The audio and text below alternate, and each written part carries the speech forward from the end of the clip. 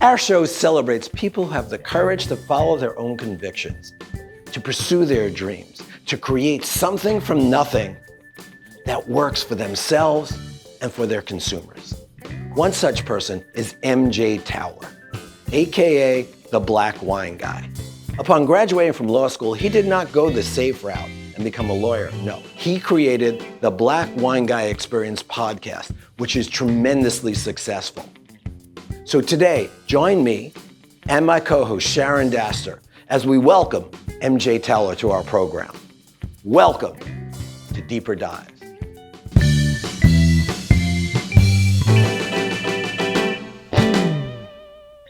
So MJ, you and I have enjoyed some wine together. We've had dinner with some friends, and we love talking about wine. Yeah. But for people like Mitchell that are still trying to understand the differences between the grapes or the regions, and what would be some ways you think would help Mitchell kind of get more introduced to educating himself on wine? That's a great question. And the answer is really simple. And I am just going to steal from Alexis Lachine. Alexis Lachine, he's like the guy behind the guy behind the guy. He just was really influential in the world of wine here in America and around the world. He once said that the most important thing you can do, or the most important tool you can have to learn about wine, is a corkscrew. So you just have to open bottles and taste them and try them, and not be afraid to pour a bottle of wine down the drain. Like, if you don't like it, you don't like it, I've been blessed, for lack of a better term, lucky to have had some of the best wines in the world, or what are considered. But I get so much enjoyment out of like a great $15 bottle of wine, like a killer $15 bottle of wine. So it's about experimenting and playing. It's not that hectic. It's wine. You know what wine is? Is a pit stop between grape juice and vinegar. Like, it's really not that hectic, right? You can pair white wine with pizza. You can pair white wine with steak. It's about your enjoyment. And the real beauty of wine is when people get together and just enjoy it and talk about life. Not even geeking out on the wine, just talking about life. Nothing better. That's the best. Yes, it's said amongst friends that are wine lovers, the best excuse to open wine is just celebrate being with somebody or just opening the wine, right? Absolutely. So what advice would you give? Because this is the advice that I would want to know, is walking into a liquor store, right? Walking into a wine store and saying, less than $20.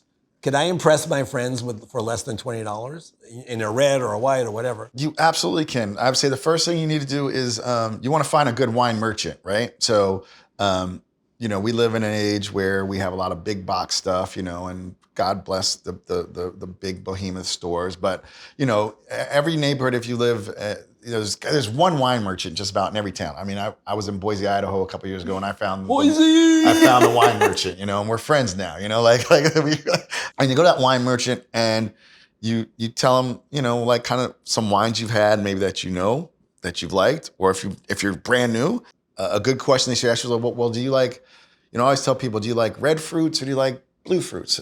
So because certain wines are going to lean towards a certain flavor profile. You absolutely can impress people with a bottle of wine that's under $20. I mean, Eric Azamoff, who writes for New York Times, that's kind of like his pocket, is finding good values. But I would say places in the world to go to for those values, Spain is still undervalued. For some reason, Spain is ridiculously undervalued when it comes to wine. Portugal, for their dry wines, everybody knows port, but they all those grapes make dry fermented wines, and there are tons of great wines under $20. Latin America, like Chile, Argentina, Uruguay. And then once you get a base of knowledge, if you have a merchant you trust, and what you want to do is tell them what you liked about a wine. Take a picture with your phone nowadays. When I sold retail, I was selling retail a few years ago just because I missed it, and people would come in like, oh, there's a wine, I'll know you're not going to know the label if you see it, motherfucker. There's fucking 500 wines in here. You are not going to know, so now you can take a picture. And then what a good wine merchant will do, like, okay, well, that was a Sonoma Coast Pinot Noir. We don't have that, because people think, oh my God, this is the best wine ever. That's don't ever get caught up in this is the best wine ever when you're first starting out, right? Because I get it, but I'm like, okay, there's 50 people who make wine from Sonoma Coast, so we'll find you another Sonoma Coast Pinot Noir, So that helps. Did that kind of help lead you to starting the Black Wine Guy experience? Tell us how that came about. Oh no, I'm a total fucking wine snob, man. I'm spoiled, But the podcast was really, it was about who I wanted to talk to, who would I want to have a bottle of wine with, who do I think was cool, and so it started out with a lot of the luminaries in wine, but then see my guests, like I've had the Psalm, so like how I connected with Sharon was Jane and John, who worked at EMP, like they commented on a post or something, or you liked something on a post, and I saw that blue check. I was like, who is this? And then I insta-stalked her like we do, go through her page, like, oh my God, she's drinking some baller stuff. So I started following her, and I was like, you know what? I happen to love music. Like there's a big music and wine are so, it's art, right? Art. And so like they're just, the world's just intertwined. And so I was like, man, I would love to talk to her about how she got into wine and what it's like to be in the music business. But I think the key thing that you're saying is, you said you're a wine snob, but it's a passion of yours. Music is a passion, wine is a passion, and you did something about it. Yeah. You created a business. You're building that, and the fact that you're in your 4th season, you're starting to branch into NFTs and working with producers and other things. Tell us more about that. It's so funny you said that. Like I literally realized, I was like, holy shit, this is kind of working.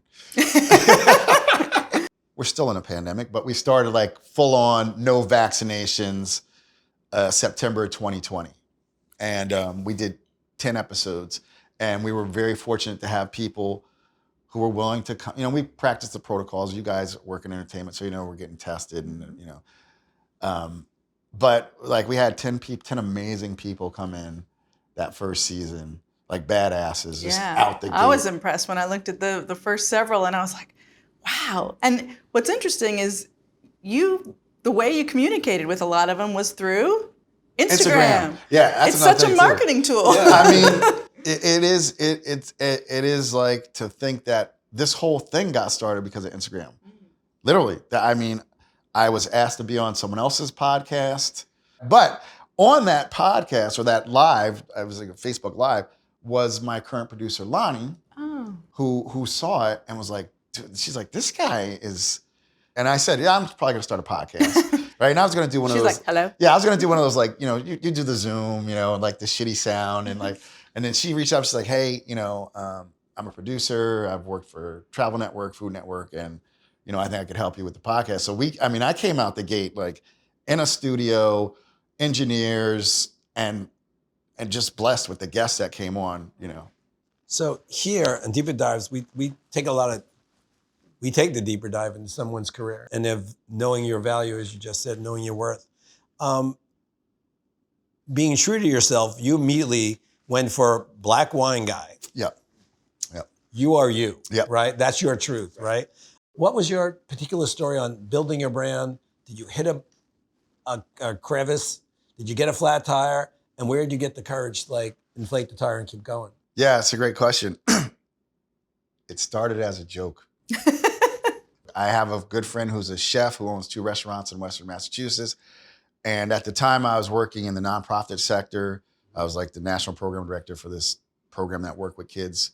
I knew about this because I had been studying internet. I love marketing. Like my undergraduate degree is in corporate communications with concentrations in marketing, management, and video production. This was in '92, right? Like, go figure. This was before the internet, before social media. So, right.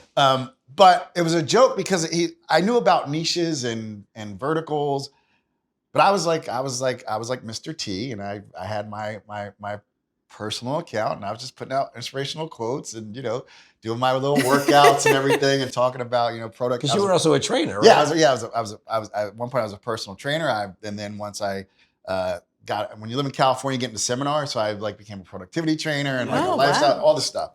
But then he showed me he's like the whole wine world on Instagram. And I was like, and I'm going through and I'm like, people come up with creative names, right? But I didn't start that Instagram until 2017, and I couldn't believe Black Wine Guy was available. I was like, and that was me, because back in 1998, I'd be the only black guy in the room. So some people would be affected by that, but I enjoyed being in the room, learning about wine. And how it came about was people were trying to be politically correct and dancing around. So like, there's this guy, I met him at the tasting. This was especially in California. He's from New York. He knows a lot about wine. He wears glasses. He's 5'9". I think he weighs 180 pounds. Everything but. Everything just say he's a fucking black guy. It's like, right? So I was like, Black Wine Guy. It's so simple. So like, I could not believe it was there. And then I saw the rise of the influencer, and I didn't understand, because I had this wine knowledge. I hadn't worked in wine in years, but I just love it. So I'm still studying. And I like you said earlier in the conversation, you know, you can never know it all. So that's what appealed to me. You know, after going to law school, you think you know it all, Right. and lawyers think they know it all. You know, but I was like, there's this thing. It just changes every year, and I'll never know it all. But it was, and I literally started out just taking pictures of me holding bottles. Wow. For like, and so the first ping I hit was like, my wife's like, what are you doing? Like after 9 months, she's like, you're not doing anything. You're just taking pictures of bottles. Like, but I was getting likes and like all these, because of the bottles we But were honey, having. we're enjoying some good stuff. And people were following, like, you know, like the #1 wine critic in the world started following me, stuff like that. Like, so big people were like, I didn't have this huge following, but big people were following me, knew wine, or important people. So I actually like shut it down. I just didn't post for like 5-6 months. And then I was away on vacation in Florida for Thanksgiving with my in-laws, and they're like, what happened to Black Wine Guy? We love that. So I started posting again, but it really didn't get serious until, you know, I would say 2020 was the year that it started getting serious, because the pandemic hit, and I had, like I said, I was program director for this, but it was after school programs. So there was no after school programs during COVID. Sure. And I had been unhappy for a while. Literally, I was wanting to do something marketing, something more dynamic. Like I enjoyed working with those kids, and I have a few kids that I've mentored who have done really well and I'm still in touch with. Amazing. And had I been running that organization, I think it's a blessing. I probably would still be there, because I was running it, but not running it. You weren't in the seat. Yeah. Like it was just so real, the whole, and it really got me thinking. And so, like I said, I just offhandedly said, I'm going to start a podcast. And this woman, my producer, Lonnie of Necessary Media, just shout out, I got to give her a shout out, reached out to me. And we started putting this thing together. But the thing was, like, I had just spent a ton of money on like this other marketing mastermind. So the big hurdle, like, I have found money. Like when people, it's no like, do you find a way to get it done, please? But like, I just knew for what I wanted to do, like it had to be top notch out the gate. And so it's just starting to find the money to do it. You know, got through that first season. Someone wanted to sponsor us. We actually turned the first sponsor down. They want to change the format. Oh, wow. I was like, no. Pause there. Common denominator for success is knowing yourself and keeping your integrity. Yeah. So here you are with a show that presumably you and Lonnie are bootstrapping, right? Yep, totally. Now you're being offered money. What inner strength did you have to turn down that money? Well, I mean, why? The reality was this. There's two realities. One, I like what you said about knowing yourself, right? So like I had read this book. I love reading. And believe it or not, it was by Scott Adams, who's like the creator of Dilbert, right? But he talked like, what's the Venn diagram of your life, right? So I was like, I've always been comfortable speaking to people. That's because my mother was a Jehovah's Witness and had me knocking on doors when I was a little kid and preaching. And then, so why did I major in communications? It was easy. I'm not afraid to speak publicly. I love music. I loved wine. I had been threatened to have a podcast for years. I thought it was going to be about success. My wife had actually bought me like the top of line microphone and stuff, but I never did it. So when someone offered me, you know, what it cost me to produce an episode, it was just a fraction of the cost. So why, I'm not going to, you serious? Like a lot of times people will come at you with like, and I just had this with someone recently. They're like, well, with your number of downloads, this is what it is. I'm like, well, this is what it costs to produce an episode. So I'm good. I have other people who see the value and are investing in what we're building. And I don't need like your $200. It's like, it's a fraction of the cost, right? Mm-hmm. So you got to know your worth. And once, I believe this, once you really set a goal. Like think of a GPS. You got to know where you're going. You just put in the address, and if there's fucking detours, it's reroute. You reroute. But if you really want to get somewhere, you'll get there. And I think that's really key. You have to really know where you're going. And I know where we want to go with this. I know where I want to go with this. So like everything else is like, it's just a reroute. You know, we're just going to rerouting.